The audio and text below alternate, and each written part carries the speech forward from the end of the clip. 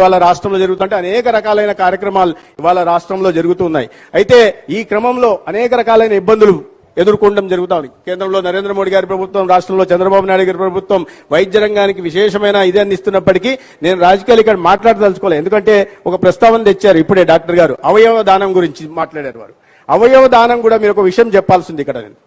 ఇవాళ ఈ సంవత్సరంలో మన ప్రభుత్వం వచ్చినప్పటి నాటి జూన్ నాటి నుంచి ఈ రాష్ట్ర చరిత్రలో ఏనాడు జరిగిన విధంగా అతి ఎక్కువ మంది 69 మంది అవయవ దానం చేస్తే 252 ట్రాన్స్ప్లాంటేషన్లు జరిగాయి. గతంలో ఏనాడు కూడా జరగలేదు. మరి ప్రజలు ఎందుకు ముందుకు వస్తున్నారంటే కారణం ఉంది.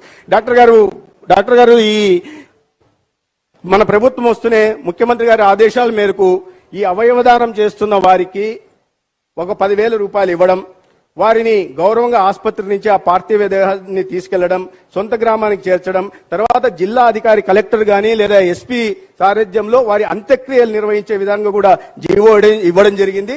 రాబోయే రోజుల్లో ఆ కుటుంబంలో నేను గౌరవ ముఖ్యమంత్రి గారి దృష్టికి తెస్తున్నా, ఆ కుటుంబంలో ఇంత అవయవ దానం చేయడానికి ఇంత ఉదాత్తతో ముందుకు వస్తున్న ఆ కుటుంబాన్ని గుర్తించి, వారి దాతృత్వాన్ని గుర్తించి, వారి గొప్పతనాన్ని గుర్తించి ఆ కుటుంబంలో ఎవరికైనా మనం కాంట్రాక్ట్ బేసిస్ లో గానీ లేదా అవుట్ సోర్సింగ్ లో ఉద్యోగం ఇచ్చే అవకాశాన్ని కూడా గౌరవ ముఖ్యమంత్రి గారు గుర్తించాల్సిందిగా నేను కోరుతున్నా. గతంలో మరి ఇంత పెద్ద ఎత్తున ఎందుకు రాలేదు అంటే బహుశా వాళ్ళు ఇస్తున్న అవయవాలను కూడా ఏమన్నా బహుశా అనుకున్నారేమో తెలియదు. గతంలో ఏనాడు రాలి 5 సంవత్సరాల్లో రాని విధంగా సడన్ గా ఈ సర్జ్ ఇక్కడి నుంచి జూన్ వచ్చినప్పటి నుంచి అందరు అవయవ దానం ముందుకు రావడానికి జీవో ఒక కారణం కావచ్చు. కానీ ప్రభుత్వం వారి సేవల్ని గుర్తిస్తుంది అనే భావంతో ఇవాళ కుటుంబ సభ్యులు ముందుకు వస్తున్నారు. 10 సంవత్సరాల నేను అబ్బాయి కూడా ముందుకు రావడం జరిగింది. జెమ్స్ హాస్పిటల్లో